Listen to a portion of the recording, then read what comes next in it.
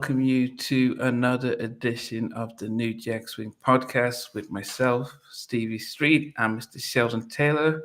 And how you guys doing? Doing Very well. good evening. Great to have Sheldon back this week. Yes, it is definitely great to have Sheldon back. We sort of missed him for it didn't. I mean, luckily yes, we had Father MC as a guest, and we had Jimmy Love Jenkins who joined in later on, but it did miss the chemistry without Sheldon around. So Thank you. yes, it took two of them to fill only half your shoes. So hey. Yeah, it was an epic week. Last week was quite epic, wasn't it? Really, the long Great. one, but it was quite epic. Such a Yeah. great compliment. Thank you, guys. All Yeah, the listeners, definitely. all the viewers. Yeah, you got a lot of people who were calling out and wishing you were doing well and stuff. So, Thank you. but yeah, so today it's we're going to feature Albie Shaw and his he came out with four albums, and so he was right in the hello old school flavor. Good to see you. He was right there in the beginning, so it'll be interesting to go to see how we've rated his catalog. But before we get into the music, just want to see if there's any sort of music news that you guys want to share for the week. Then we can go into our countdown. I don't have anything. Nice and early today. Oh, nothing today for you, Sheldon. Okay, Stevie, anything? There's a good. Does anyone like smooth jazz? There's a good Norman Brown album out, which has got a few R&B vocal cuts on it.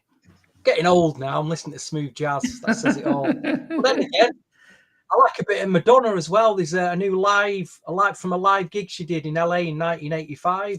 I love the cover going back to her early 80s days. Oh yeah, Madonna. So that's come out as like a live broadcast.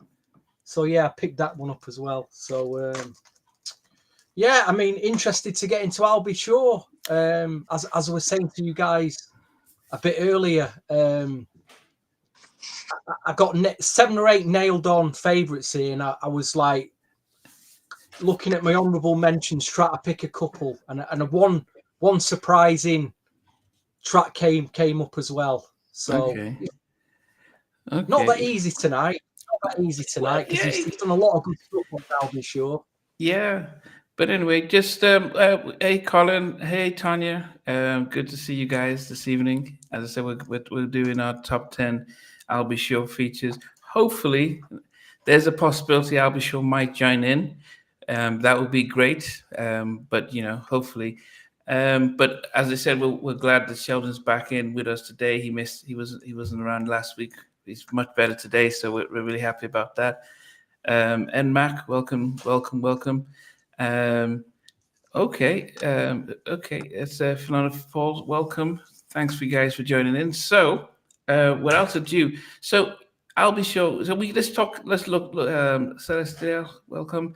4 albums from Albie Shaw: In Effect Mode, Private Times, Sexy Verses, and then he had the. I was going to say Hidden Beaches. That was the name of the label. I'm home. But I'm coming home. Yes, I'm home. Yes. And it seems as if it's and I do wonder, before we get into the actual album, the songs, did you think in the 80s when he came out he had the falsetto, real high falsetto, and mixed it up, but do you think when we got into the 90s that the strong sort of Aaron Hall and that type of vocals sort of dominated, and his vocals, we had the Jodeci's, and we had the different type of vocal. Did you think that affected how we appreciated his songs in the 90s, or do you think maybe it was marketing that didn't help his subsequent albums blow up like the debut? I think that because it's like a 2-year period, during the time between In Effect Mode and Private Times and the whole nine. It's about a two-year period.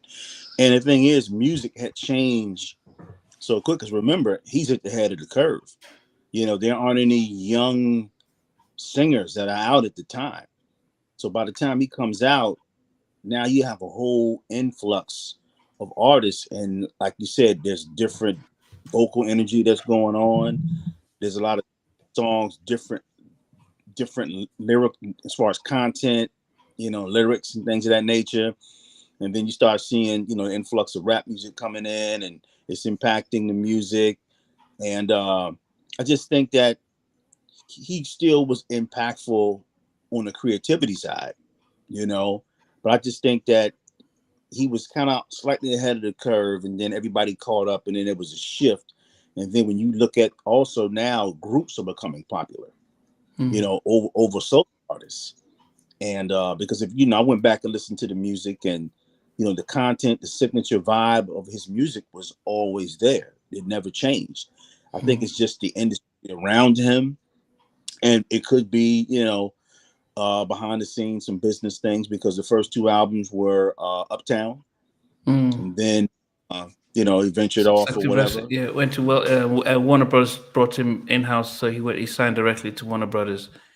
Yeah, and you haven't seen the unsung. You haven't seen the unsung clip of him, the episode. It kind of fills in a lot of gaps. He did an unsung about maybe 5 years ago, so that might be floating around YouTube. So it kind of to get the viewers and everybody kind of some of his backstory, the transition of what he was doing. He was doing records with David Bowie, so he was really stretching. Yeah, he was really stretching. So, well, Sean, just before Tim Bates and Marco and Trina they're all sending their love to you. So, do you want to say hi to everyone before we start? Yes, yeah, sure. I want to show love to everybody. Thank you so much for your concern. I appreciate it. Very much appreciate it. So again, sincere thanks and gratitude. Yes. Thank you. All right then. So, Steve, do you want to say anything before we start? Just like you say, I was saying earlier about trying to compile this top 10. It's funny because when I was buying I'll Be Sure records in 88, I've said this on other podcasts. I wasn't familiar with the term New Jack Swing in 1988. I didn't quite get it till a year later.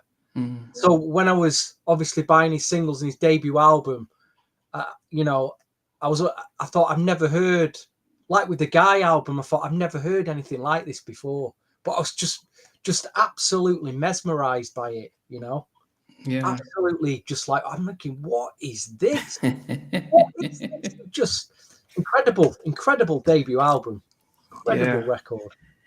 Yeah, so I mean, we're going to go into, but I would suggest you guys, if you haven't watched the my second interview with Carl West, we go through each of the albums, each song on each album, and he talks about Teddy was supposed to sort of produce they come up with a demo, he was supposed to produce it, but he listened to what they were doing and says, no, you guys have pretty much got it nailed on, go ahead and do it. Just about the Carl comes up with the music, and I'll be sure it's a prolific songwriter. He listens to it, changes, gets the melody, and he just writes the lyrics. So that'll be something that you guys can listen to. But let's without ado, do you want to start off with number 10? Well, Sheldon, since you're back, so you want to start off with your number 10? What makes your number 10 on the on our top 10? I'm sure a lot of us are going to have some really similar ones. I like what Sheldon has just Colin has just brought out. My number 10 is a remake. And one of the things that, Al B. Sure was good at is he was very tasteful in the type of remakes that he would choose to do. Because when you look at everybody who was out back then doing remakes, they would kind of do songs that were kind of in the vein of what they were vocally. I mean, whether it was Aaron or Guy doing the Gap Band, and then later on you saw Aaron and Damien do Donny Hathaway's A Song for You. You just saw that kind of a trend. And I'll be sure kind of went in a different direction, and the selections that he picked, you can tell that he listened to a wide range of music, different types. And this particular one is a record that was actually recorded by Sting. in 1987 for his second album after he left the Police, and that song is called Fragile. And if you've ever heard it, it has this familiar guitar sample. A lot of people have sampled the record. It's been incorporated into a few songs, and very beautiful ballad. You know, it's very, very sensual. The music is really impeccable. So this particular one, I have a few remakes on my list, but it just shows how impeccable. He's a curator. You know, people just, you know, when I look at people who do remakes, okay, they do a remake. I look at Al as a curator, not so much someone who remakes records. He has an impeccable in curating different songs and incorporating them into his catalog. And Fragile, if you've never heard it, it's off the 2009 album Honey, I'm Home. Give it a listen. You won't be disappointed. Okay. That's yeah, nice left field as number 10. Okay. What about yourself, Stevie? I'm slightly controversial. I struggled with a lot of his cover versions, you know, that he did. I know he did quite a few, and I did really struggle with them. I just didn't think they hit the mark. But again, it's all opinions, in it. I started, I really struggled with placing 10, 9, and 8 because I'm looking at my honourable mentions, and they're all strong tracks. It's like, what am I going to pick here? And at the last minute, I remembered something. It's a track that weren't on any of his albums. It wasn't a remix. And in connection, and I'm just going to remind people, because either people have not heard this track or completely forgotten about it, but it is connected. That's why I pulled out Madonna tonight, because Madonna recorded a track in 1990, I think it was, Justify My Love. And if any of you out there bought this CD single, No Matter What You Do, the maxi CD single, there's a B-side on it featuring Casey and Jodeci, and it's called Al's Justify My Love. It's got the Madonna beat in it, and it goes on for about 6 minutes, you know. So I've kind of cheated. It's not it's not on the app, but it was left. It would have probably made the second album, but they filled it up so much they couldn't fit it on. So my number 10 tonight is Al's Justify My Love, if any of you remember that.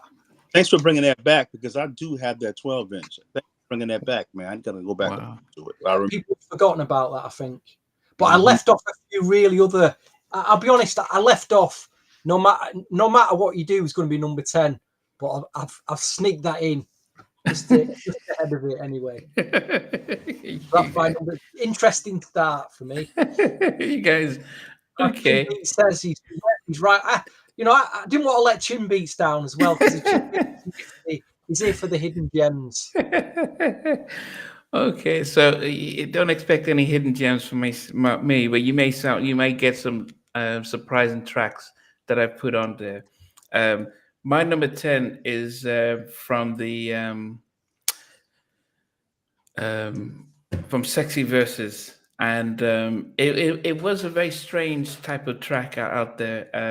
It was a rap, and I think that's the one thing that I really got into was his sort of hip rap. You know, Chubb Rock was really featured with him. He had stuff with Grand Puba, Slick Rick as well. And this particular track is called. It was produced by Howard T. And I wonder if anyone can just sort of guess what it is. It's called Papes in End. It was a strange track, but I really just loved the beat, the flow. Slick Rick featured on the track as well.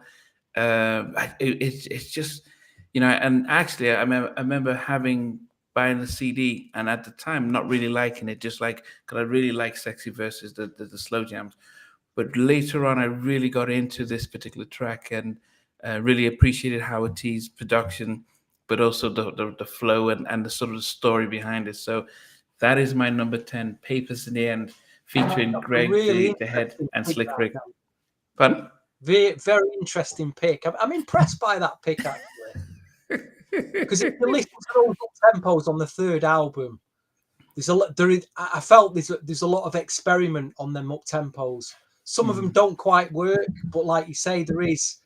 I was listening to them before, and like you say, I thought, yeah, it's just, I remember what I felt back then when I was listening to them. There's a few that I really like, but I felt they were some were a bit disjointed, some were experimental, didn't quite hit the classic. It wasn't like, I thought it's not classic LB, but were they rushed or I don't know, but they're still, I do like them, and like you say, good pick that.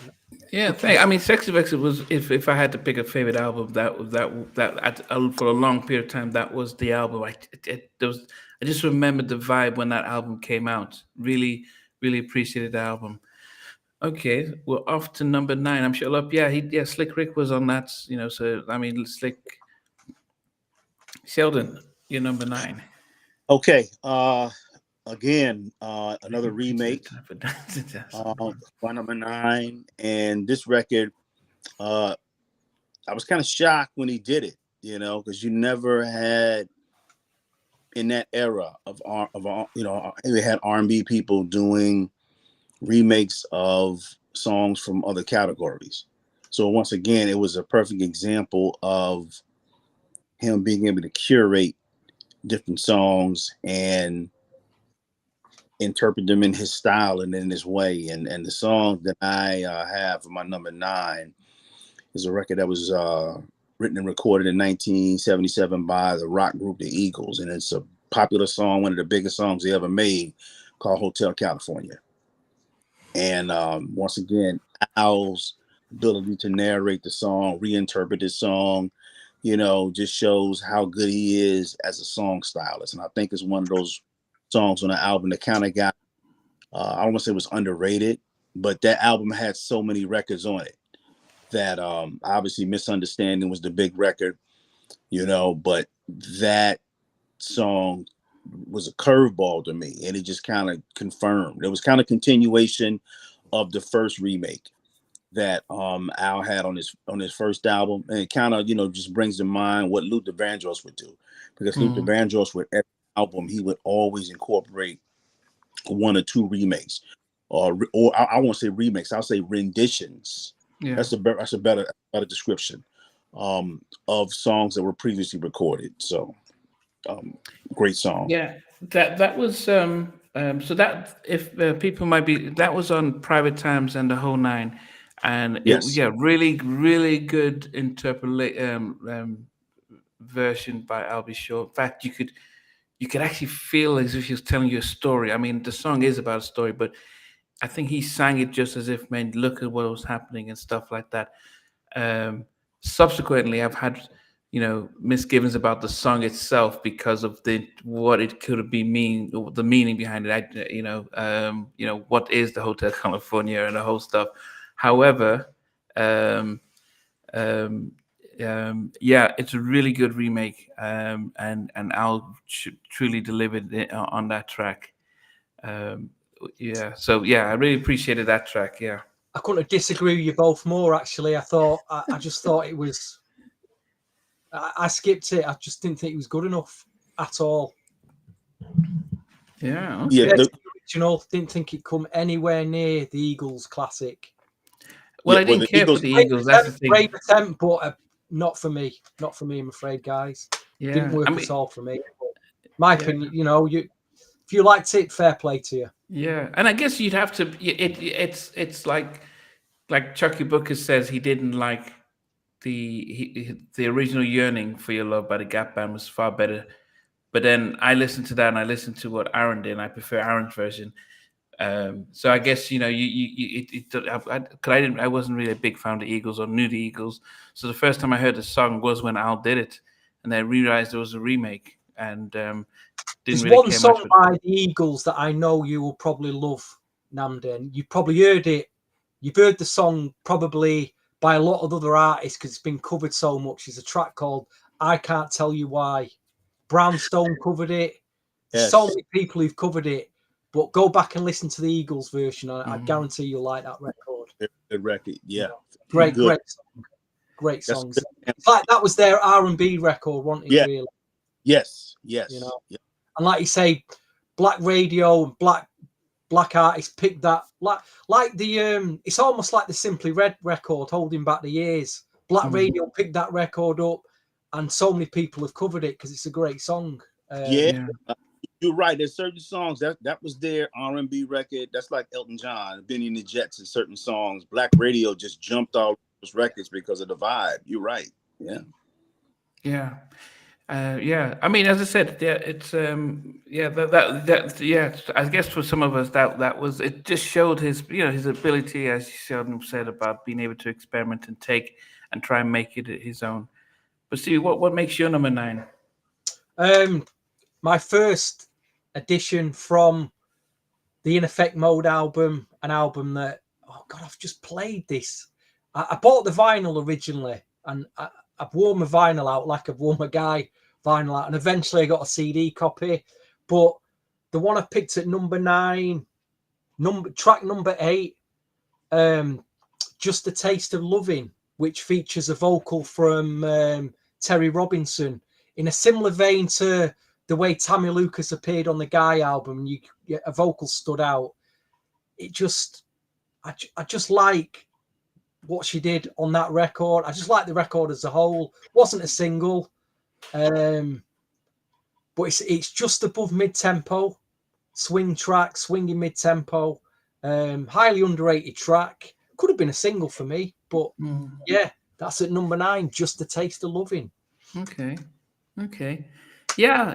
I mean, the whole album, definitely a classic.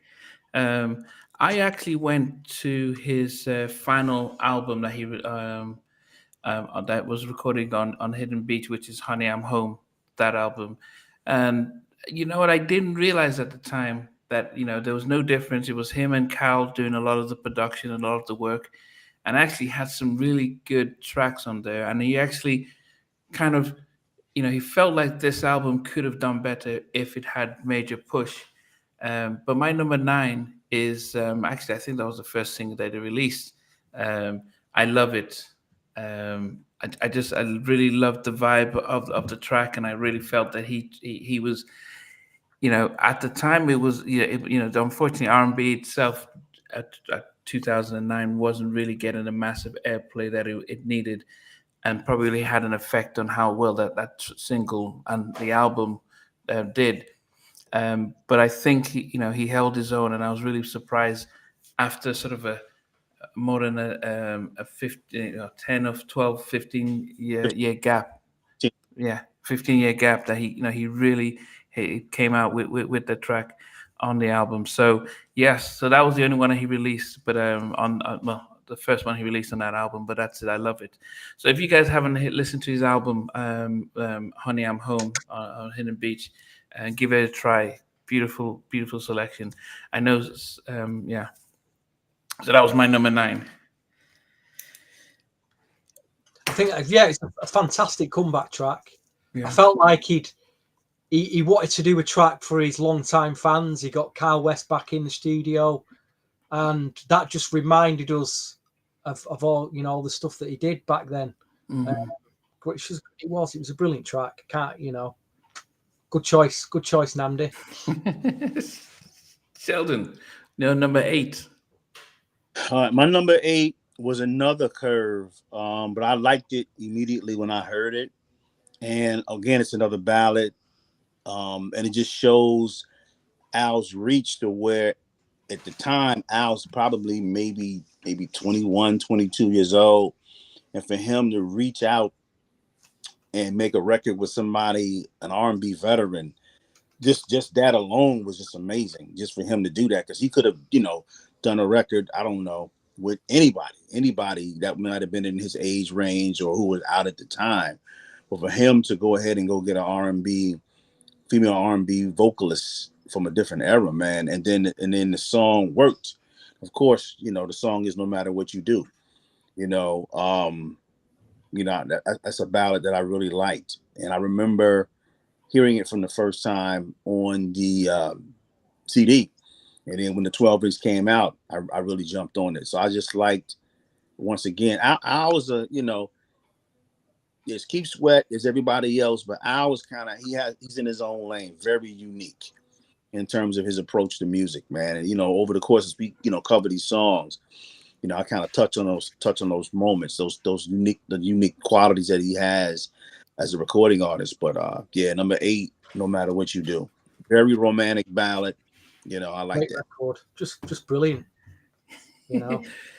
Yeah, Dinah Ross turning up. I mean, that was that, like you say, it was such a big surprise.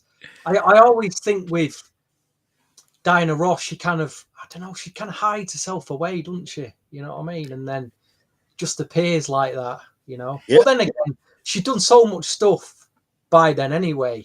yeah. That, it's almost like it is soul royalty in it, just getting her out to just appear on. It'd be interesting to ask if I'll ask how they actually got her to appear on the track. Actually, how they got her, Oh I'm goodness, amazed. I'm gonna post the. I think a lot of people. I'm gonna post the clip that with Kyle West because he spoke about that and what he said during the time they were recording the track. They I think they got into the studio around say 10 o'clock. Diana Ross had already been there since 9, and from the whole Motown, and it was like they realized, oh man, we don't mess around. She said, "What's this, guy?" So they had to get the next day, get there really early, and she kept them on their game. I need to cut to the clip for because I went, as I said, I went for every song on every album with Cal and said what happened with this and what happened with that. So I'll bring that up. But he said, look, man, everything was really, they had to respect that she was a massive legend. So she really got them on, on tip tops with that. But can you post up that comment from Zach, the last one from Zach? This one, what did he say? That one, yeah. So he wants to remind us that because Al B did a lot of production in the 90s. Leday's second album from Motown, which didn't get an official release, it's got some great Al B, Kyle West type stuff on it. There was a guy as well called Dean Phil who released one single that featured Al B. There was a cassette promo of an album which never got released, should have come out on Motown. That never quite happened. I pulled out this evening, this group called Full Swing Effect that Al B was part of. There's a couple of tracks produced by Al B Sure on it. It's like rap, swing, like Father MC. He probably knew him as well. Howie T's on this, a bunch amongst a bunch of others. What else was there? What Zach said? Yeah, early Faith Evans. Yeah, totally. Usher, of course, on the Usher album. Jodeci, yeah, he executive produced. Well, it was Puffy on it, but it was Al B and Puffy on that first Jodeci album. What number were we on? Number 8. Yeah. Number 8. So I've got my number 9. So Sheldon, what was your number 8? Number 8 was No Matter What You Do, duet with Dinah okay. Ross. Yeah, Stevie, what was your number 8? I've gone from my first selection from his second album tonight, produced by Devontae Swing, actually, called Touch Me. Very much. We're in the garden again. We're in the garden. We're in the. Obviously, we can't mention the Quincy Jones. Well, we can mention the Quincy Jones record, but it wasn't on his album. But oh god, what a slow jam! Yeah, like you say, as Sheldon says, that lush production. But Touch Me, one of my favorite slow jams ever. Number 8 for me. Yeah, that particular track made my honorable mentions, but it didn't. There was no space for it in my top 10. But yeah, it was just the. I mean, we have to, we can't forget I'll Be Sure as a touch you, not touch me, touch you. Yeah, touch you. Yeah. But yeah, we can't forget I'll Be Sure as a producer. And sometimes you may wonder the tracks that he produced, say for Tevin Campbell. I mean, was probably an amazing track, but I think Tevin sang it, gave it Tevin gave it a different vibe than say if Al had sang it. I really love that and stuff that he did for Usher as well. So yeah, Alone With You, beautiful track, with Kyle West. The way they, I think as a production duo, writer and producer, they were really good. And and so he's got his hand in a lot of things. But my number 8 is a song that I've had this. We have something in the UK called Marmite. I don't. You guys don't have it in the States. It's one of those things where you either like it or dislike it, and it can go either way. And mine is so with this track. I mean, there were times I really loved it when it first came out. Then I didn't like it. Then I loved it again now. And it was the only track that well, Timmy wrote it and Teddy produced it, and that was "If I'm Not Your Lover." Um, and you could, because it was, because Timmy, they had "If I'm Not Your Lover," and what was the track on the Guy album? You Can Call Me Crazy. You Can Call Me Crazy. Yeah. So both tracks were written for I'll Be Sure. And Gene Griffin says, "No, we were taking back You Can Call Me Crazy." I'll Be Sure Odie sang the first verse, but Timmy had to finish it off. But both tracks, very similar kind of tracks and beats, were both written for I'll Be Sure, which Timmy wrote and Teddy produced. And just getting slick in it and stuff. At the time, it was really, as I said, loved the single, loved the interaction with Slick Rick and stuff like that, and loved the whole vibe and the remixes and stuff like that. So that's my number 8. If I'm Not Your Lover, I'll Be Sure, featuring Slick Rick. Can you pull up what Marco's comment is about? Don't forget David Bowie. Yeah, he did a track. He worked with David Bowie on his 1990 album. Was it Black Tie? I didn't think that track quite worked, though. I'll be honest. Didn't hit home for me. He worked with Al Green. He did a track with Al Green. He did his stuff. Yeah, I think one of the things. Just As Long As We're Together, man, that brought Al back in a big way.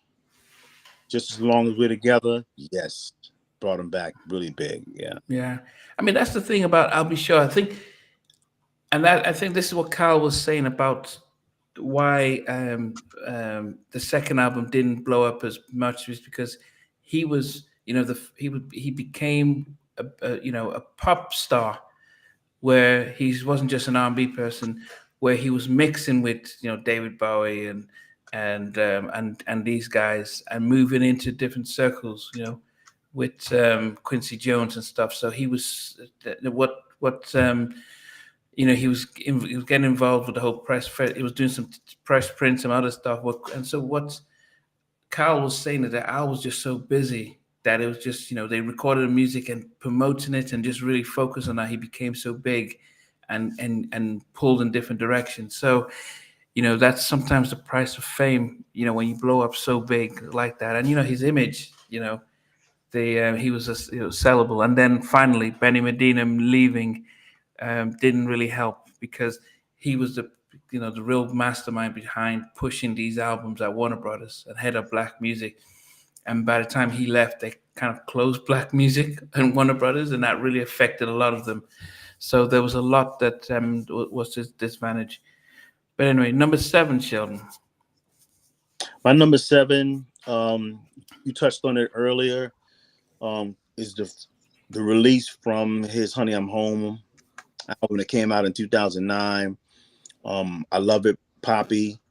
And that I love that, man, because when it starts off the album, when you first listen to the album, you'll hear a reference to Night and Day, and then it like fades out, because it's like gone for 15 years. So it's almost like it's a reminder. And then when he goes into this record, it's great, man. And it's just signature Al. It's very romantic. And one of the things that Al always did, even when R&B kind of went into a lane where it was kind of like on the risque side of the game, Al never did it. Al always kept it kind of classy. He kept it, even if he was using certain type of terminology, it was very tasteful. He would use like metaphors. So he wasn't really as blatant as other artists were. And a perfect example of that is when you listen to the lyrics on I Love It, Poppy. And then also you have all the signature elements of Al, the lush production. And he's one of the few artists who came out of that New Jack era and moving on to where he valued the background vocal. Because if you go back and listen to a lot of records that had come out in that New Jack period, man, the background vocals were kind of just really mixed down. You didn't see a lot of textures when it came to background vocals. And of course, when you listening to all of his records, and of course with I Love It Poppy, you hear him singing, you hear his background vocals, and then you see how he's doing the whole falsetto, he's doing the different ranges. And of course, he has that signature aspect of it where he's talking in his baritone voice, all of the signatures that are there. And I remember what you were saying as far as him wanting to put records out, Stevie. He wanted to consciously make this album for females because there weren't a lot of love songs that were out there, how it was before, that were like catering to females. And this was his example of doing that. So when I first heard that song, man, I went out and bought the CD immediately. So yeah, that's my number 7. Okay. Yeah. I mean, as I said, I loved the track, loved what he was doing and how he was really keeping, being able to stay in that lane and so yeah, really appreciated that track. Steve, what's your number 7? Number 7, this would have been a lot further up, but we're not allowed to include remixes because the remix is a New Jack classic for me. But we're going to go with the album mix, which is a strong album mix from In Effect Mode. It's If I'm Not Your Lover. Your number 8 made my number 7, Namdi. Okay. And for those of you who can't afford the very expensive CD single with the remix on, which is probably between $50 and $100 now, they actually put the remix of If I'm Not Your Lover with Slick Rick on the Best Of CD, which I highly recommend this because it's all the tracks are remastered and you're getting some hard to find. There's even a remix of Rescue on Me Here. There's what is it? In the Garden, The Secret Garden. There's a remix of that, the Sweet Seduction mix. So yeah, it's just a brilliant best of. Nice little storybook, new photographs. I was lucky to find this last year for £1. I've seen it on eBay for like $50, and I thought, I've got to find that somewhere. Best, I've got to find it cheaper than that. But to find it in a shop for £1 in a sale was absolute steal. Yeah, I've got that on my download. Yeah, get the remix on that rather than pay for the very expensive promotional CD single, which is very expensive now. And as a testament to Al's, man, when he put that out at that time, Slick Rick was probably in the top 2 of the most popular, biggest rappers in the world. So for him to pull Slick Rick into that was major for '89, and that song wound up becoming a number 1 record. And they wound up performing on Oprah Winfrey show. There's a video on YouTube where you see them performing. But yeah, man, that record, the remix, major. But again, it's a testament of Al's reach, his uniqueness. Because when you hear the remix, I know we kind of talking about it, but he also is doing the whole Slick Rick, vocal cadence or whatever, on the remix or whatever. But yeah, man, Al is dope. He's dope. So yeah. So I'm going to pull up this comment from Marco because it goes into my my number 7. So I just found the interview I did with Cal when he spoke about Night and Day because he asked did Teddy Riley play on it. So the story goes that Andre listened to some of the demos that Kyle and Al had come up with, and he says, "Great, now go give it to Teddy so Teddy can do help with the production." But Teddy says, "Actually, what you guys are doing, go ahead and do it." But then he told Kyle, "What about that Michael Jackson song that you guys did?" And he didn't have a name, and he says Michael Jackson song, and he says, "Yeah, that the one that Michael Jackson would sing, and it was Night and Day." And he says, "Yeah, that I could see Michael Jackson singing it. That's going to be a hit." And that's them. Then that's them working on that.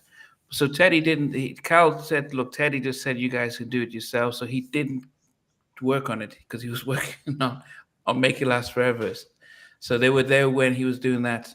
But my number 7 is Night and Day. At the time, it would have been much. Yes, it would have been higher. Yeah. Stop the podcast. Number 7. It is my number 7. It Oh would have my! been much higher. I think as time has changed, as I said, I've listened to different albums and stuff like that. But Night and Day is my number 7, I and can't believe it's that. yeah. But it's it's you know, Albie's never going to talk to you after this. I'm sure. That's it, mate. You've blown it. You've blown it now. He's going to Hey, follow you. it's You've blown it, it's a mate. number. It's number 7. But you know what? Actually, there's still 6 I'll Be Sure songs on there, so it's not like so. And I'm You've sure blown, Albie's you've blown it. watching. Listen, you've only just got Teddy Riley back on your good books. He's following you on IG, but now you've blown it with you've blown it. You've blown it with Albie here. So No, no, don't be crying. Don't be crying after this. When I'm telling you now, you've blown it. But you know what the thing is that I had to learn my lesson when we did our top 10 favorite producers, and I have no idea why in the world I would not put Teddy as number 1, and so I've learned my lesson. So you focus on the tracks that you actually, it's a big hit, but but the song that I have, the other songs are songs I'm more likely to play. But yeah, it's a beautiful track. No, it's my top. It's my number 7. I'll Be Sure song. But there are 6 other tracks that are my favorite. Not that they're better, but I prefer better. Listen, listeners, it's always one of these two that lets us down in it. Never me. See, Sheldon or Namdi's let us down this evening. But there you go. Hey, he's got bigger ones. Sheldon, what's your number 6? My number 6, once again, it has all the signature I'll Be Sure elements. Has the lush intro. That's one of the things. He has like a lush buildup. He just doesn't jump into these records. It's always like a lush buildup, and then you've got the woman speaking. I don't know, she's speaking French and she's speaking Spanish in the background. It's very cinematic, man. His records are very, very cinematic in that way. And it's Who Does Love Is So. That's my number 6. Okay. Yeah, very, very lushly cinematic, and it's just very unique because no one else was really kind of like doing it like that. The artists of his era so much, and they would do it eventually, but he's a master of that, man. It reminds me of the Marvin Gaye records. You go back and listen to a lot of Marvin Gaye records, especially his ballads. Records he was making in the 70s, that 71 to 76 period, 77 period, very lush. It's like being trapped in a musical abyss. That's the best way I can kind of describe it. And it's just beautiful, man. Very cinematic. Pleasure to listen to when you got your headphones on. But yeah, Who Does Love Is So is my number 6. Good choice. Yeah, I mean, and we can't forget that Carl West is classically trained, so and Carl says, look, it was Eddie F that really had to try and get him to strip back some of these things and to really make it more contemporary, because Carl would probably try and write a symphony out there, but you can hear the strings, and you can hear how their element of New Jack, that whole production, with the way their strings and everything fit together as well. But for those who didn't realize, because this is when I interviewed G Wiz from Heavy D and the Boys, he said Al was into hip hop, right, rapping. That's what he wanted to. He wanted to be a rapper, and it was only when that they heard him sing that they said, no, why don't you try and get him. That he loved rapping, he loved hip hop. That he wanted to be like that, but they didn't realize he could sing, and so I think G Wiz really went in depth to that. But I'll wait until we get. I'll be sure. He has promised me a halftime chat solo interview, even though he's done 20 minutes with Cal West. But we'll go into that separately. Stevie, what's your number 6? I've gone back to the Private Times album for another track produced by Devontae Swing, this time an up-tempo swing track, which was released as a single with remixes. I didn't quite feel the remixes were as good as the album mix, but at number 6, it's had enough. I think it's a brilliant New Jack track. I love Devontae's drum programming in that. It's been sampled on quite a few other swing tracks as well, but just a brilliant melodic, upbeat New Jack swing track. Had enough. Yeah, nailed on faith for me. No messing around there. Okay. Yeah. I'm actually going back. I'm actually going to that album as well for my number six, and it is actually one of the songs that he actually did a remake of on Sexy Verses, but the thing about at the time when this album came out, I remember I was in boarding school in Nigeria, and as I said, the same thing with the Jodeci albums is that the up tempo songs were bigger, more popular, and this particular track with Chub Rock really loved the whole with Chub's Chub Rock almost it's almost like he's talking in a rap voice. It's just amazing how he delivers his rap as well. But Channel J really loved the whole vibe with that. And actually, Sheldon, do you remember the film Breaking with Tobo and Yeah. Ozen? They had a song that na na undo. I don't know what that. If you ever. Oh yeah, I'm on this one. That's George Kranz, then Dada. Yeah. Yes. So they sample a little bit of that on Channel J, and when he says Dada, and then he's. So I think because breaking was massive in Nigeria, the same way it was probably in the US and stuff. So anything, the songs from that album. So I think that also really struck a memory when I listened to that track and stuff. So yeah, Channel J, loved this track, loved the how Chub Rock raps on it and stuff, and so that's my number six. I think the swing tracks on this album are they are so solid and not talked about enough, because the production on them, some of the production on some was quite frantic at times, but the Channel J almost had almost like a house beat to it. Yeah. Solid track, really solid. Yeah. Yeah. So, Sheldon, we're down to our top five. What makes you? What's number five for you? Okay. My number five comes from "Honey, I'm Home," and you referenced the Night and Day backstory, where Teddy was, engaging with Al. He was asking him about that particular Michael Jackson record. So when I look at my number five, it goes back to when you start looking at that influence that Michael Jackson had on listeners who were able to dig into his albums. And this particular song is obviously, Namdi, this is one of your favorites. And this is Lady of My Life. That's my number five. And when I know your face, you just turn, oh my God. But I'm going to tell you, again, the reason why I picked this record is because it shows Al's knack for curating remakes that are in the vein of what his musical tastes were.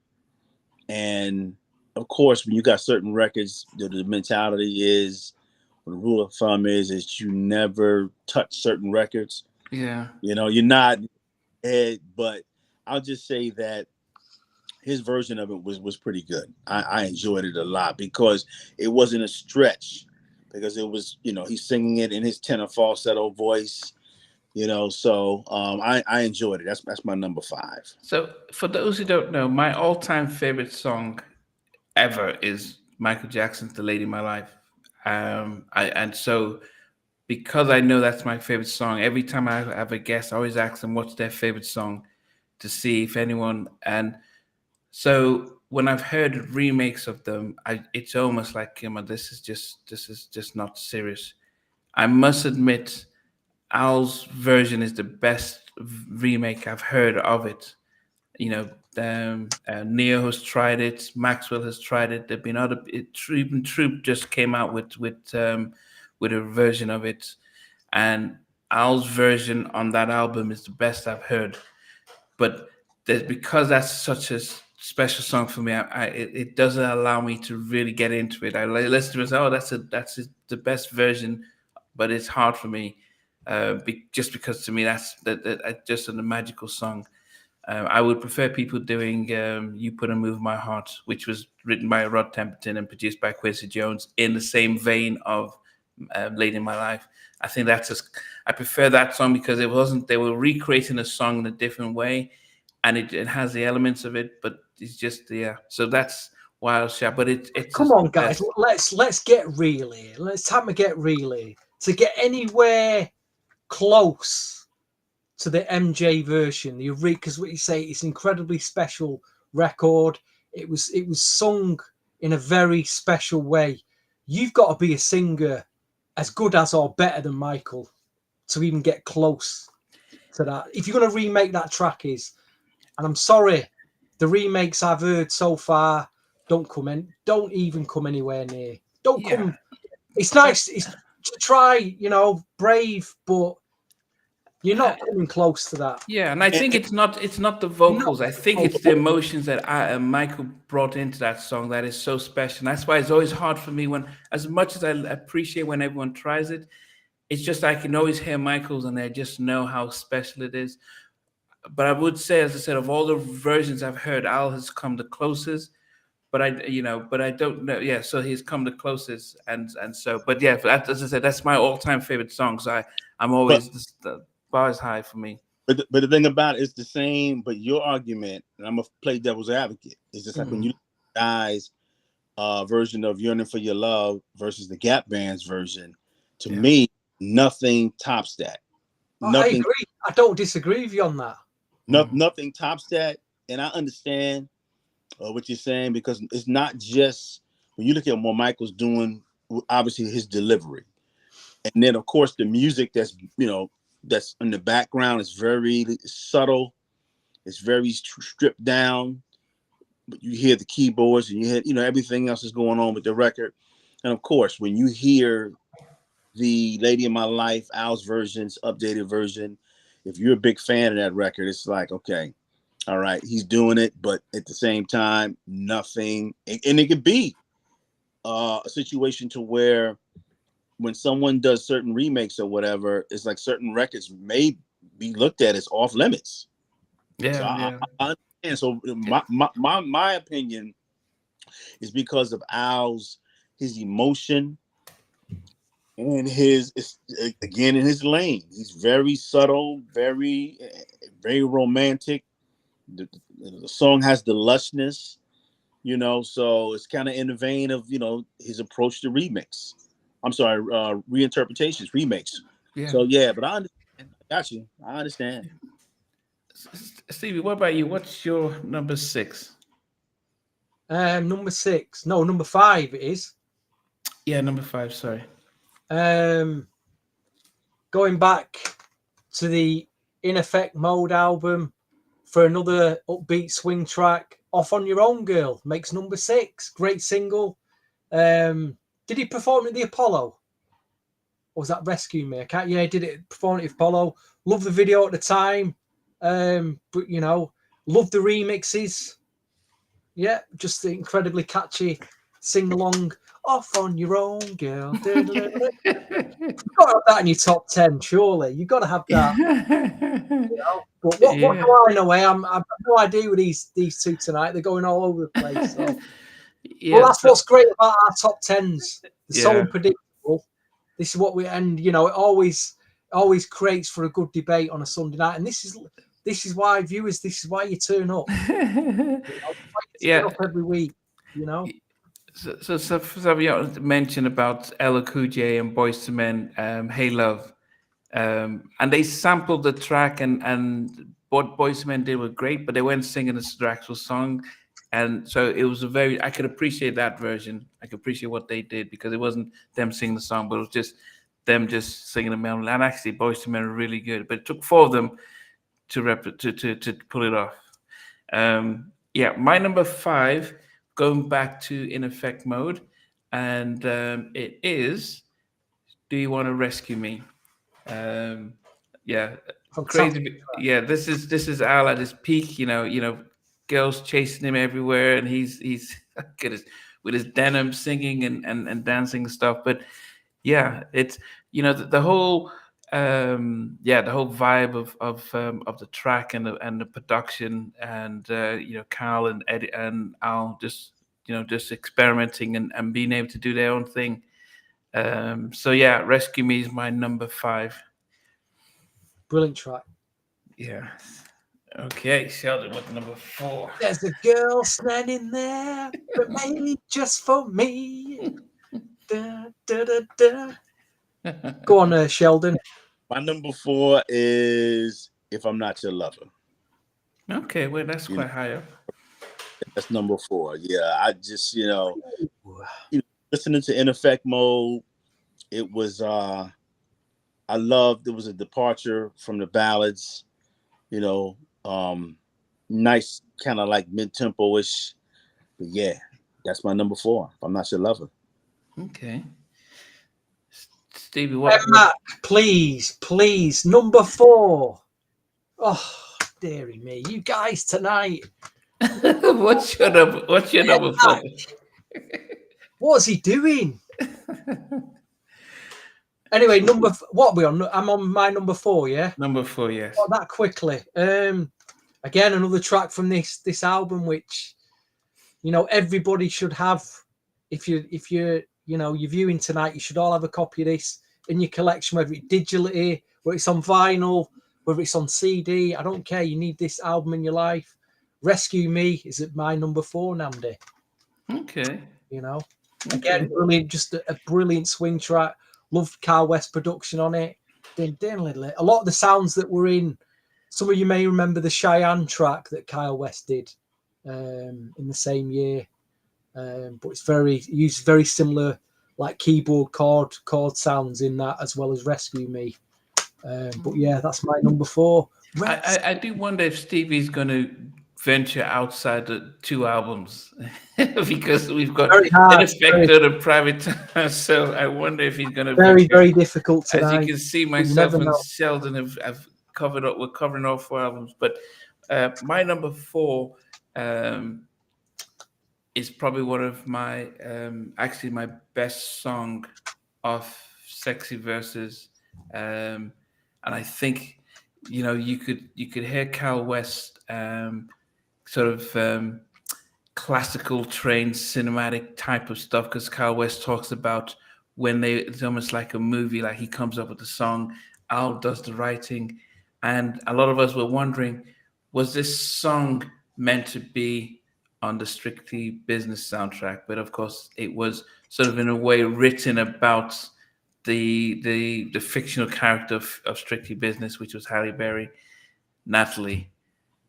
I just loved actually it's not my best song on that album, but it's just one of the best ones out there.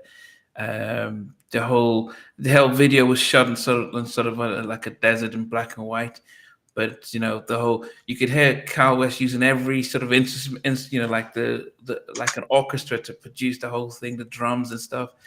I Want to Know What's on Your Mind, Natalie. Beautiful tender ballads. And you know what, when Al's singing that particular track, you start seeing that he wasn't overdoing it. He wasn't overdoing his vocals. So if to say, say an Aaron Hall or Jodeci or stuff, they would really be getting into it. But you can see how tender he sang it and stuff. So beautiful track. I don't know the old story. Was he married to? Was he married to Kim? Is it Kim Porter? Yes. Yeah, he wasn't sure. Was he? I don't know about. Was he with her then? I'm talking when. So when that was the mother of his first son, and was he with her during the Sexy Verses? I always thought. Yes. Oh, so maybe is that a song about her? I don't know. I believe so. Record. Yeah, I believe so, and I think he just probably changed the name. Great record. You know what? The interview with Carl, he went through every song, and he talks about. I can't remember which song they spoke about, that there was about love and hardship that they both were going through. So I need to listen to that again. But yeah, beautiful song. So we're down to our top 3, Sheldon. Rescue Me is my number 3. Okay. You're reining it in now. Good. Well done, Sheldon. You're pulling it back now. You know what I mean? Okay. Yeah, I mean we've This is Beyonce's. They were breaking up, but she was on the CD sleeve. Thank you for that. okay. You know, I need to look at the interview with In fact, Carl let me because get the sleeve here. that might have Is been that the there? song. I don't know if that was Yeah, that. that's her. Yeah, that's her. I need to look at revisit that.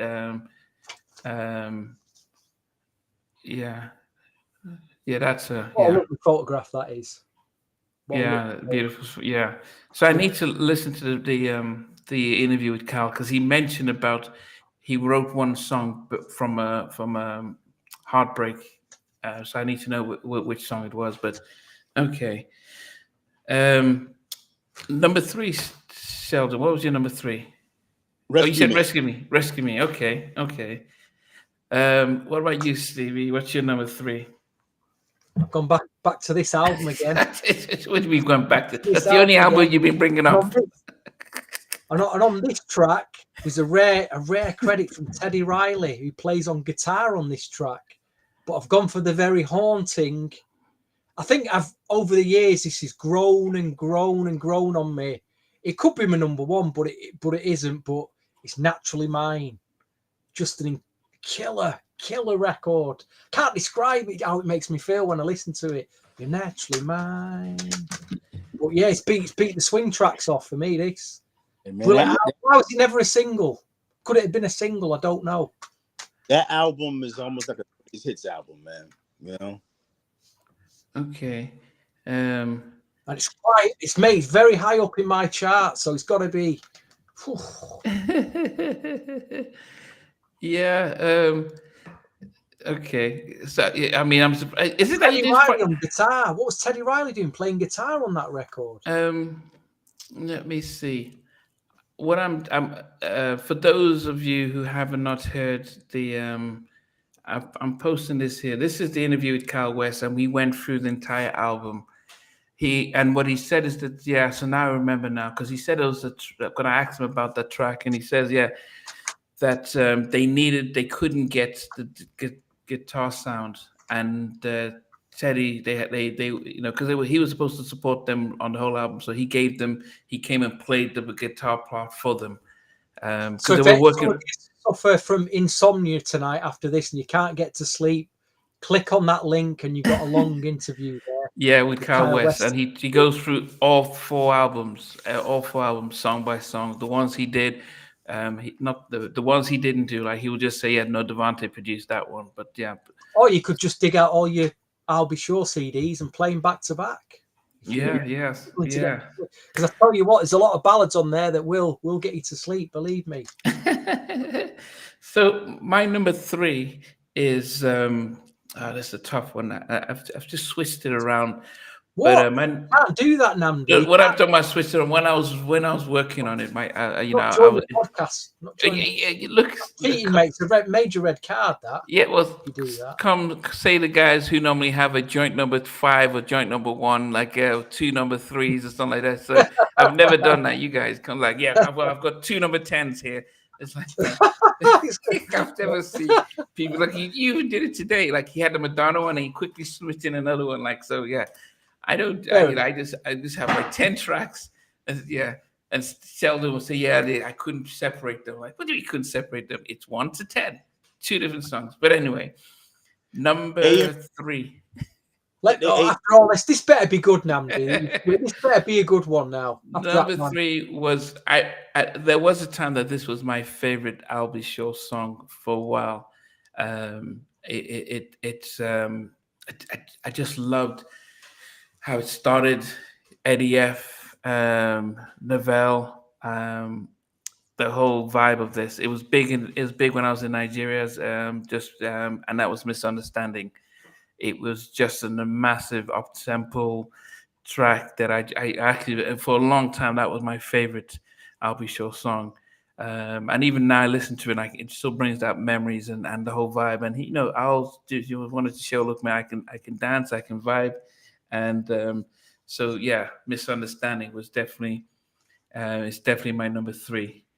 Yeah, I love the the remix was dope because I loved how he he was very good. He had like a lot of playful energy in his records, and at the end of the remix, at the time, Money in the Middle was hot, and he's singing the hook at the end of the record was really that was my favorite, man. Yeah, so that's dope.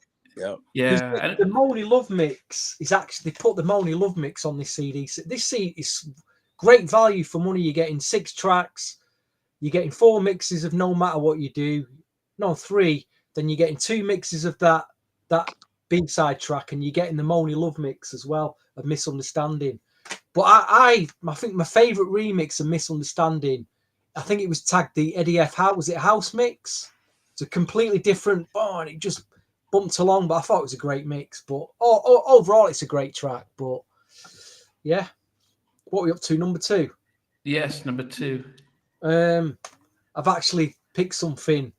I think it's my first entry from the Sexy Verses album. Namdi, which track do you think I picked from this? I want to let you try and I've only picked 1 track from this in my top 10. Which one do you think I picked?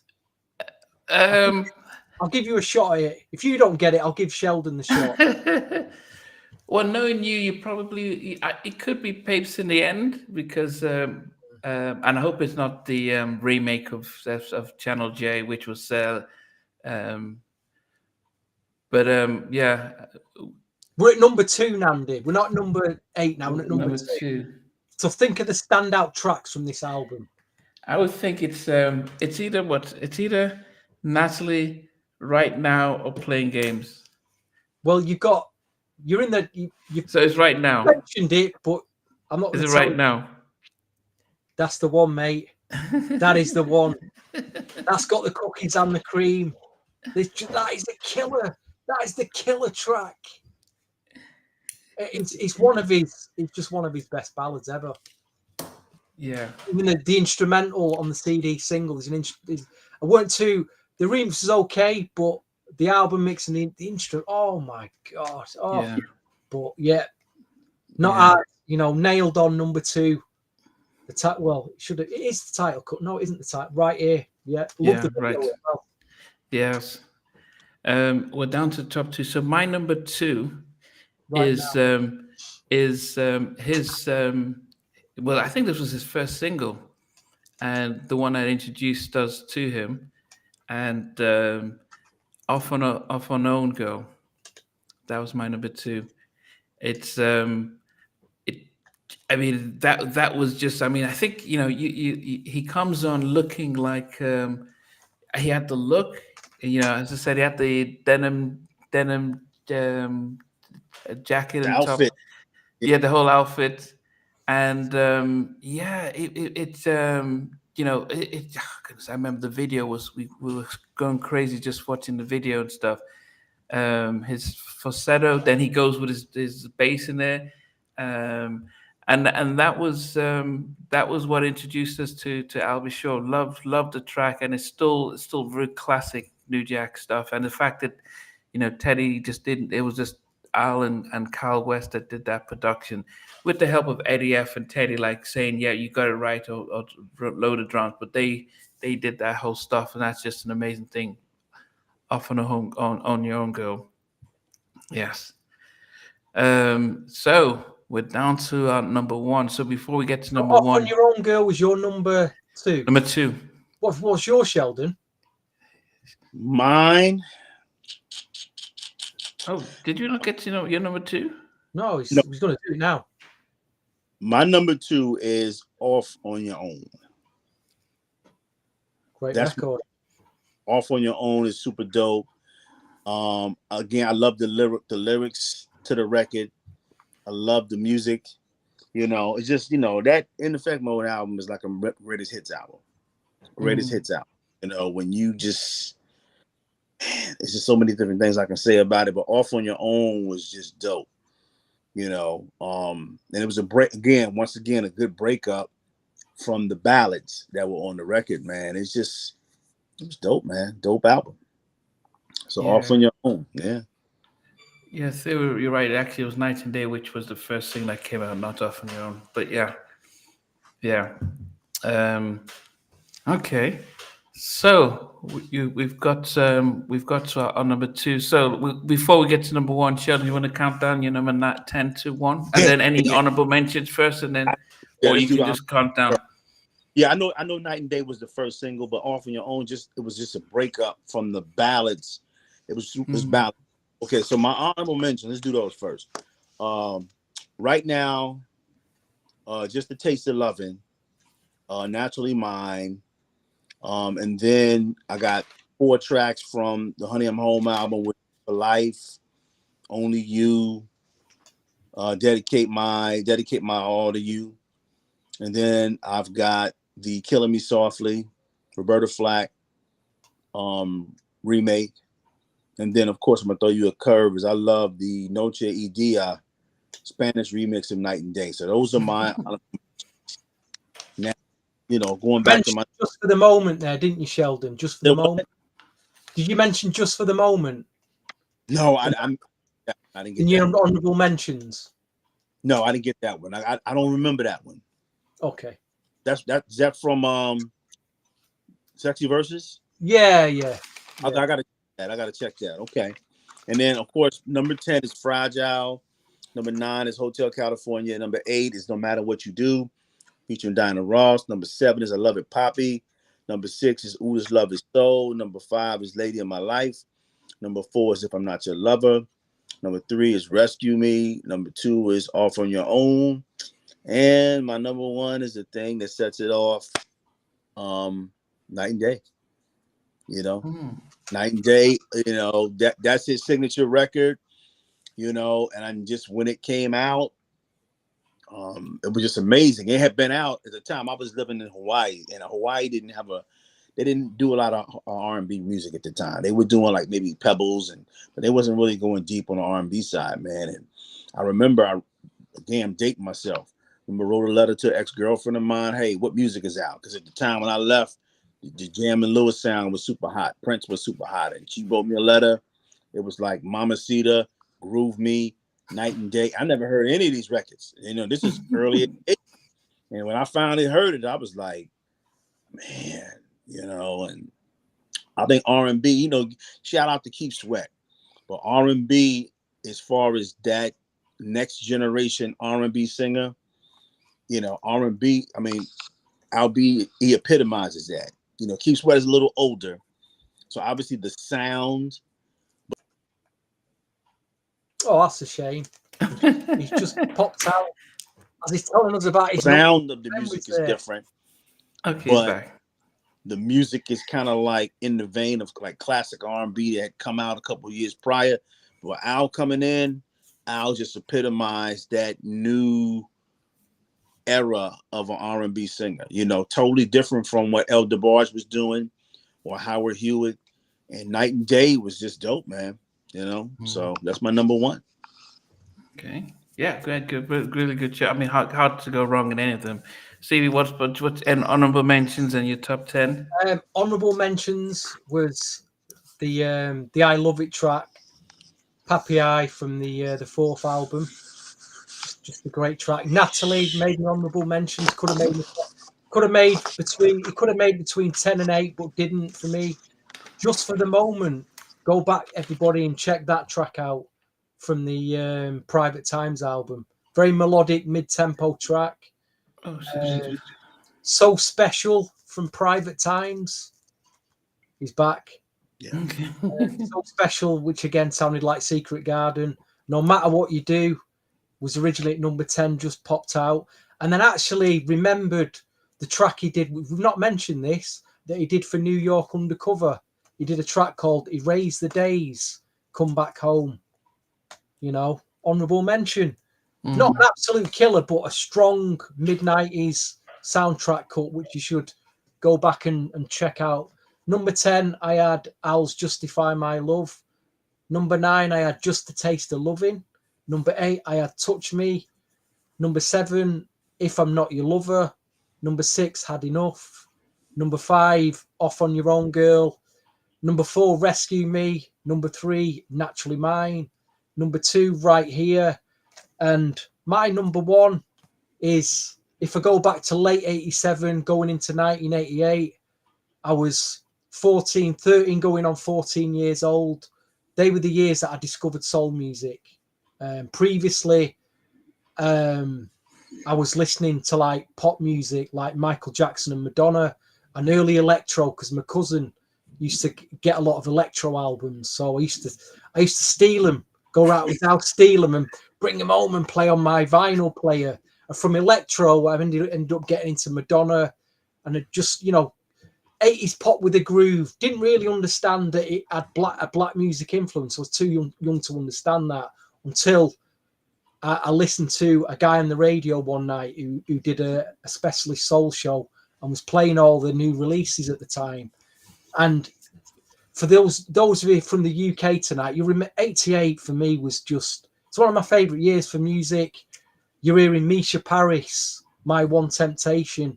You're hearing the Pasadenas. There was a guy out there called Glenn Goldsmith. He had this amazing record called Dreaming. But the record that made me go to my local record shop and just needing to get this record.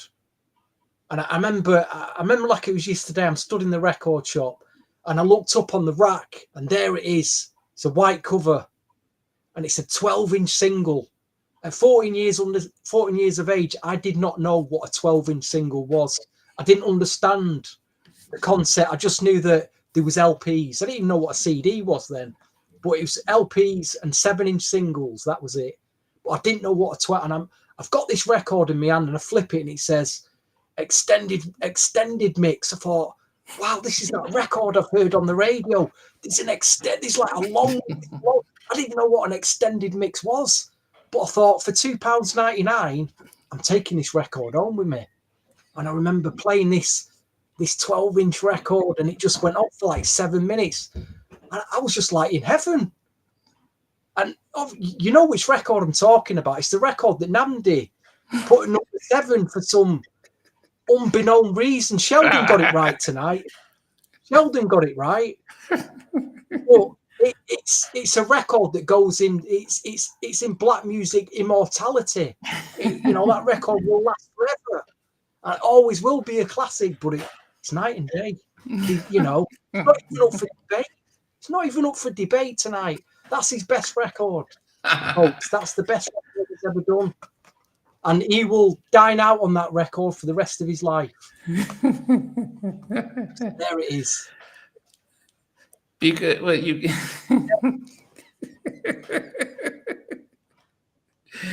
So we're gonna. M-Mac wants you to speak at his funeral, so you could go for the whole story. Well, that's up to debate whether that's his best record, but that was his first record. Debate, it is up for debate. It is definitely going to be up for debate. But I'll go through my honorable mentions. Playing Games off of the Sexy Verses. That was one of my honorable mentions. And actually off his Honey, I'm Home, Top of Your Lungs. I know if you had mentioned that.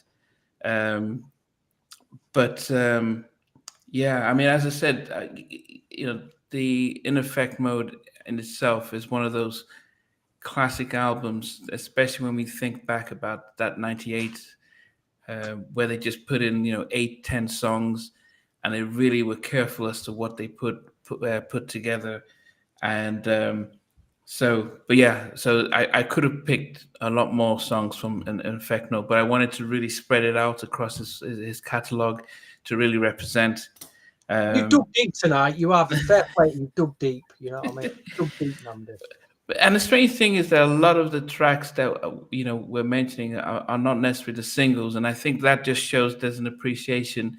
Even when we did Father MC last week, and what we've been doing is to really listen to the song, and actually some of the album cuts that didn't get released are actually sometimes better and stronger. That actually last longer. But yeah. Perhaps in me, in the end, was my number 10. I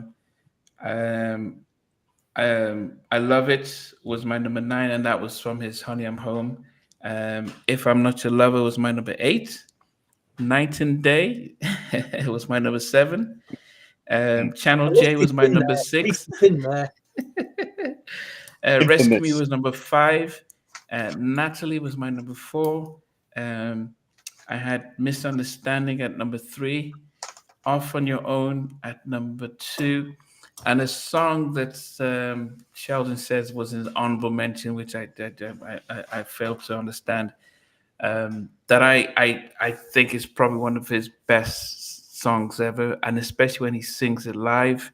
If you want to see, I mean, the video is good, but watch his performance on Arsenio Hall. Um, with the background singers. It's right now. It's to me. I just loved that. Just love the whole thing about the whole story, and even Kyle West said that's his favorite production that he's done with Al, and how he was doing the production for somebody else, and then Al heard it, and he says, I need that track. I need to write to it." But I just love the yeah. I mean, to me, I mean, I think if people said, "Oh, we don't, Al can't," vocally, what wasn't what I said. Watch that video. Watch him singing it live. Watch how he gets into it. Watch how he gets, and the whole uptown background singers. Beautiful, beautiful track. So that's has always been my number one track for him, but that's Well, changed to over be time. fair, that's the for me. That's the only if you don't want to pick Night and Day as your number one, that's the only one you could put at number one. So you got it's a fair play to you. Fair play, Hey, Namdi, he basically said you redeemed yourself. You know what I mean? Yeah. No, when Sheldon, you put it as an That honorable is mention, a I'm thinking, like, phenomenal what? record as You well. didn't even think Phenomenal. about, but I'm like, but that's, I mean, It was a cool song, cool song. But like when he put out that, it could have been in my top 10, but when he came out with Honey I'm Home, I just, man, a lot of those songs in that album I like better than Right Here, But again, Right Here, once again, Not right is now. very lush right now, very lush, very cinematic. Yeah. If you ever seen the music video, kind of speaks for itself, and it kind of like was in the vein of that. And I think you brought something up at the beginning, is that he's staying true to his musical style, and what's happening around him, the music is like totally different, and of course, because you see the record sales start to decline with each album because the music is changing. But I just think that his music has a longevity, and has a distinctive quality that it's never dated. You've listened to those records, and they're never dated. There's some records that were hot in the 90s that I probably would never listen to again. They were okay for their time, but his music is never really dated. You can pull so many different things out of it. You can get lost in the production. You can just really just zone in on the lyrics, So, timeless artist in terms of music that he put out, quantity over quality. You don't have to put out 80 million albums, 9 or 10 albums or whatever. He did it in 4. So, Yeah. yeah. I mean, it is sound like Tevin Combs alone with you. Just the same two guys. Al and Kyle West writing, producing it. So, but it was a beautiful. That's why it sounds great for Tevin. And I don't think if Al had sang alone with you, probably would have sounded as good as Tevin, because Tevin had a different range, and I think we were accustomed to that vocal style, so we needed a difference. Yeah. Even when Tevin did Goodbye, which that's probably my all-time favorite Tevin Campbell record, it's just Al's ability to go ahead to write songs that they tug at the heartstrings. They're lyrically, it's just other people write songs, and it's like you can tell they just write to the track, right? But his lyrics and Kyle's production, it's just seamless. Like some people, they write to tracks or whatever, and it comes off pretty well, and then other times it doesn't. It's like they kind of conflict with each other, but it's very seamless when those guys work together. So I would have loved to have seen them really just continuously work together and put out a lot of more work as far as I'll be sure as album releases. But again, I mean, the Kyle West interview basically just broke it all down. Al was really hot. You got to give him a lot of credit. Is that people wanted that. They wanted that I'll Be Sure vibe, man. They wanted that romantic vibe, that lush. Yeah, I guess that's a good way to say about romantic. I mean, do we actually rate Albie Shaw as a writer? Do we even realize that he is a prolific songwriter? Because I think it gets overshadowed by him as an artist that you forget that actually, he puts the lyrics to all those tracks. And you think about Forever My Lady. When I And come interviewed to me, the come and talk to me. He's part yeah, of because that too. when Dalvin says, "Look, none of us had kids, so we couldn't relate to it," but Al was like, "Okay, I'm gonna write this with what Kim was pregnant with. Um, I think Kim was pregnant with his son, and so that was the feeling he had, and they co-wrote it with him, but that was the vibe that he had. But I think he gets overshadowed as a songwriter, um, and if we listen to look at he writes all his stuff, barring the remakes and stuff. But You know it what it was is it's very understated. But when you look in terms of just being a pure songwriter, because there's a lot of people who write songs and they produce, and it's cool. But with him, just lyrically, just the vein and what he's doing. I mean, just think about it. Is that come and talk to me. I really want to meet you. I really want to know your name. It's that whole romanticism that was like disappearing from R&B records in the mid '90s, where you got not Silk, but Silk a little bit. That's a Keith Sweat vehicle, but H Town, the Knocking the Boots, and everything's starting to kind of veer off in a different lane, man. And he just stayed classy with it, man. yeah. There's many artists out there that they only ever do one record that anybody wants to hear. It's like you go to the concert and they're all waiting until the end just to hear that record. Whereas, you look at, he comes out first with Night and Day and you think, how can you better that record? How can you even come close to it? But like you say, years later, he comes out with Right Now, which is just, and like you say, he writes songs for Jodeci, Forever My Lady, and all them, like you say, what a songwriter. Yeah, and the thing about it is that, of course, early 20s, you're still an adult, but he's in his early 20s writing these songs. When you look at the point of reference for somebody that's in their early 20s, there's nobody else in their early 20s writing songs like what he's doing. He's 21, 2021, he's making these records, and then to go from being a rapper to, now you're doing an R&B situation, and then you're mastering production, alongside Kyle. You guys are working together, man. So yeah, that tandem between those two, it's an unsung tandem, man, in terms of what those. I've got to give credit also. I know we mentioned Kyle West. There's another guy especially on the first album, an engineer called Roy Shamir. You got to get between the three of them, they managed to come up with a classic. I have spoke to Roy Shamir in the past, and he told me what he went through engineering that album. But as a matter of fact, unique sound, wasn't it? Such a unique sound. I'm glad you brought his name up, man, because when you look at, sometimes we love to envision like the artists, and they're just like a one person show where they're just doing every single thing, but it's not the case. Teamwork makes the dream, because there are always other people alongside you or behind the scenes. And I'm glad you brought his name up, because that lushness, that cinematic vibe or whatever, you don't have that if that record is not mixed properly. The I'll Be Sure Unsung that came out about 7 to 8 years ago, they show Al in the studio with Roey, creating new music. So I'm glad you brought his name up, man. Yeah. We're very lucky. I'm talking about not just us, but everyone who's watching. We're very lucky to have come through that period of music, to grow up with it and to see it as it was.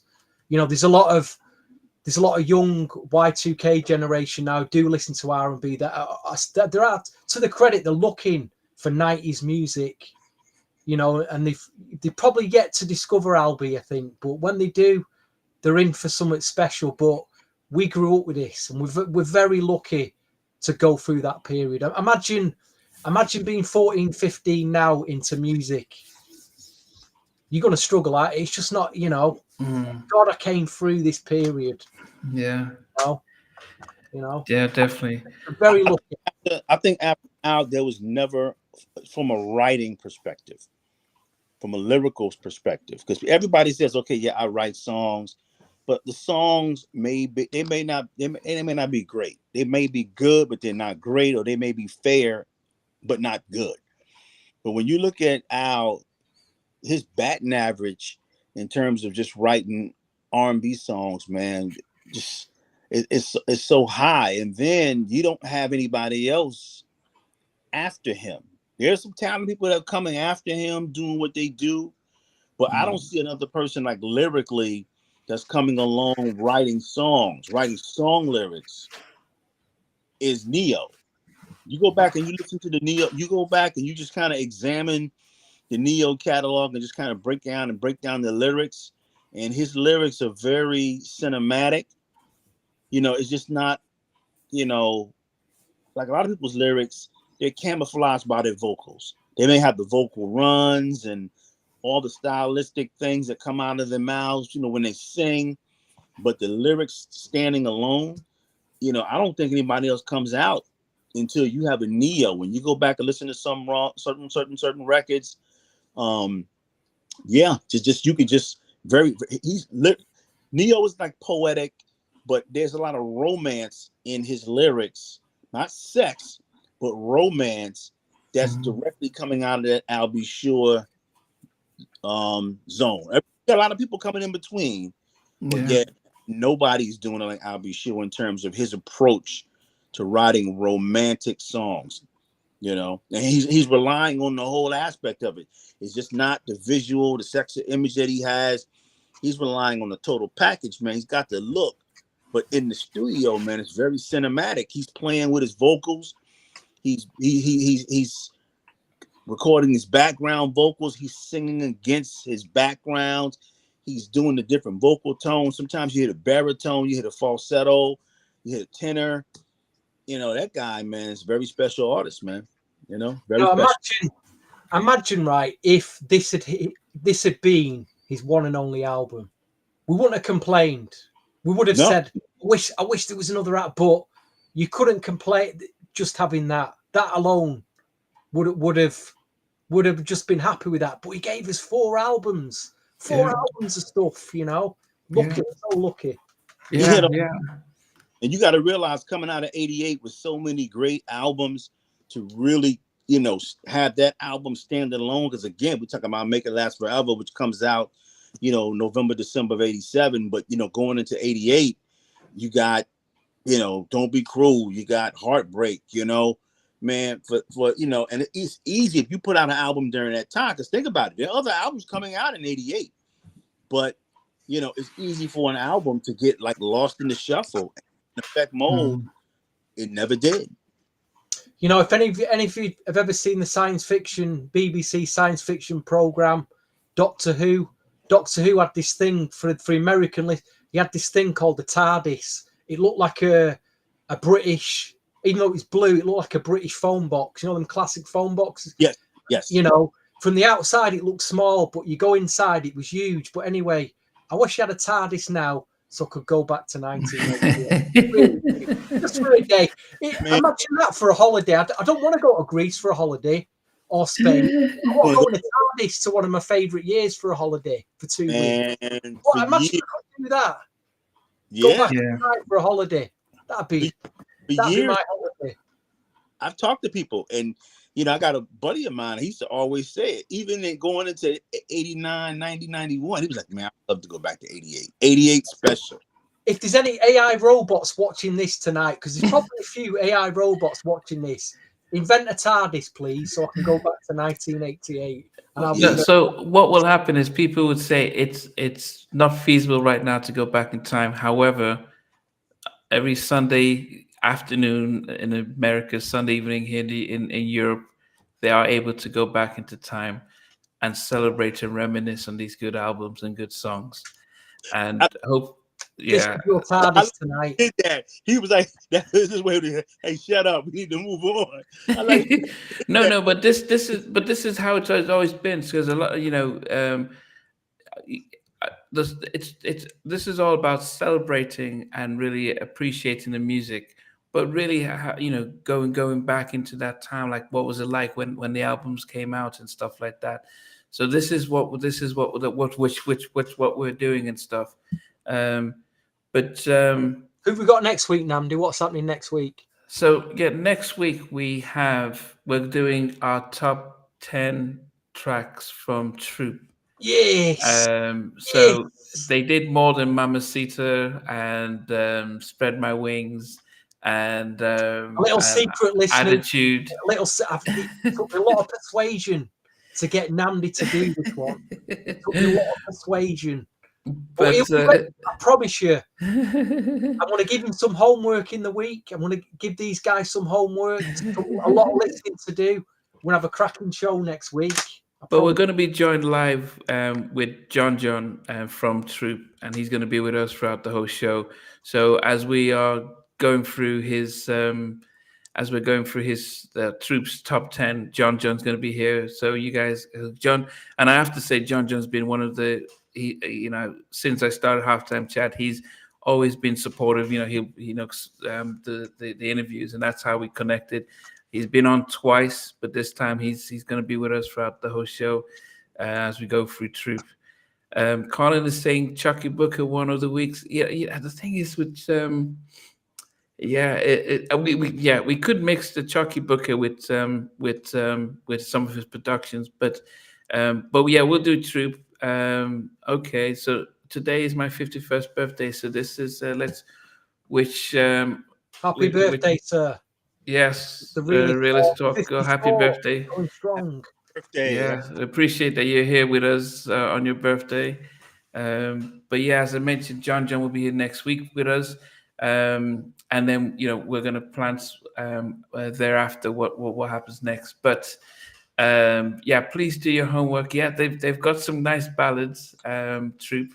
But it'd be great just to be able to go through that and stuff, because I still think they're probably one of the unsung art groups from the late 80s that really didn't get their flowers. He's got to go through the deeper. He's not quite heard the deeper album in full yet. So I'm going to train him on that one. It's an epic. That is an epic listen. That album. Yeah. I'll be very I'll be very keen to hear your thoughts next week on that. Yeah. As I said, I've always rated Troop, and I think they had the record of the most appearances on a senior hall. I think they had 7 appearances, and so that's how much they were highly rated by him. So yes, so John's going to be our guest in the studio on the show next week. So really appreciate you guys for what we did tonight. It's great that Sheldon is back. Although last week, to his best tonight, back to his best with the commentary and the comments. Definitely not sure about some of his choices, but definitely back to his best with the commentary, where he placed them and that. But yeah, we definitely appreciate that you guys spend this evening with us. I have to say evening. It's 10:30 in the UK. It's 11:30 in France and the rest of Europe. It's probably about 4:30 out in 5:30 out in the US. But definitely, we appreciate when you guys join in and laugh with us and joke with us, but more importantly, reminisce with us. And one of the things that Albie Shaw did say to me was he appreciated the fact that what we do is not to look at the negatives. And is somebody yawning? Somebody's yawning. Okay, yeah, realist is saying it's 2:40 out in LA. But that the fact that we celebrate, we're not here for the gossip. I'm not here to start talking about the slander, but really just to celebrate the good stuff. Yes, Colin, for MC, that was a great interview. It was a long one. It's but it definitely was a good one. And then I hope any of you who have seen the LaFlex interview, it was also, you please check it out. Really good interview with LaFlex. But yeah, I'm of course, LaFlex. Do yeah, check that one out. yeah, Funny guy, very funny guy. please check that out. But Yeah. as I said, John John's going to be great, one of my best. So A shout yeah. to our unsung, our kind of unsung fourth member of the podcast, who usually phones in trying to get on the podcast. What's he called, Namdi? Jimmy. Oh, Jimmy Love Jenkins, Yeah, the former our vice president of promotions at Uptown. I mean, he's still heavily in the game. So Jimmy and Father MC, as I said, he'll be back when Father MC will be back. Don't worry. And we must get Idris Mohammed as well. Get him back as well. He's an unsung member of our podcast team as well. Likes to, Yeah, even Carell. So Henry, okay, well, yeah. So there's so many of the artists who's stopping by are definitely going to come forward.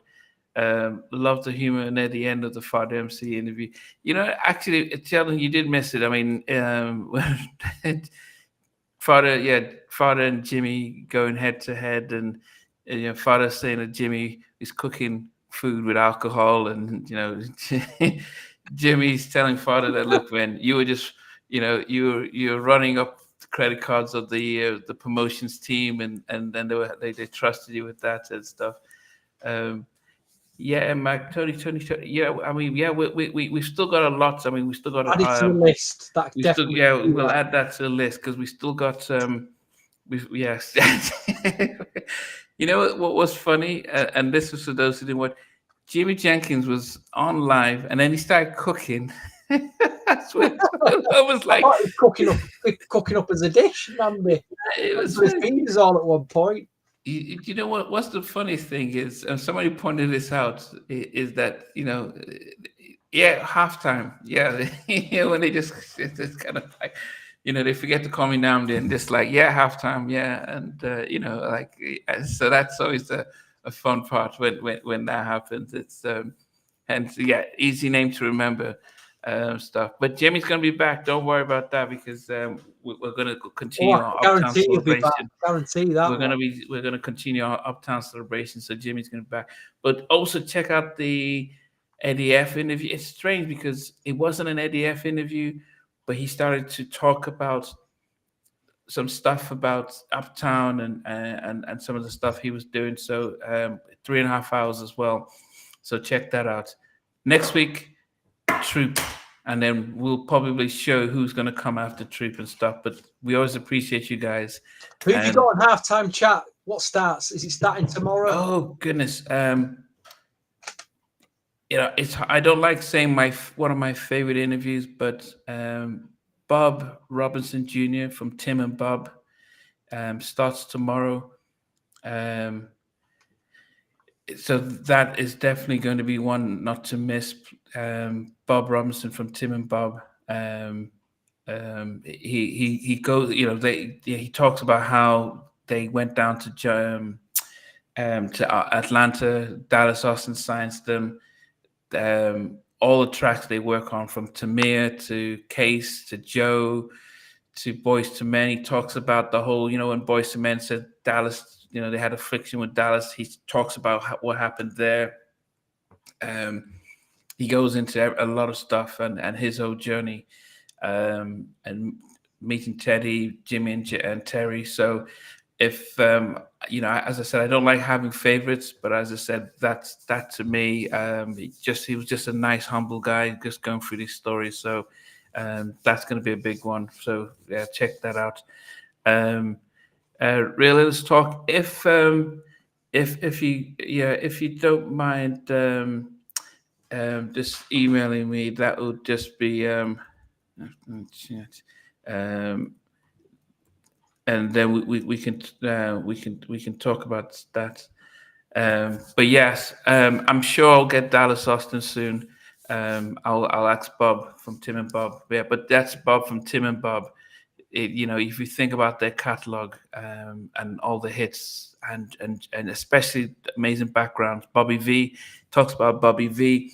Remember Athena Cage from? You've given enough away here, Namdi. Yeah, Athena Cage from Cod Close. Too many spoilers away here, she was Namdi. signed to them, so he goes through a lot of that. So yeah, check that out. And then I'm Allah going to come back, but we're going to do live with them. But anyway, we'll see you guys next week, or who knows, during the week something may pop up, and we may just go on live and stuff. All right, till then, guys, thanks a lot. Thanks for watching. Yeah, we appreciate you guys, because we can't do this stuff without you guys supporting us.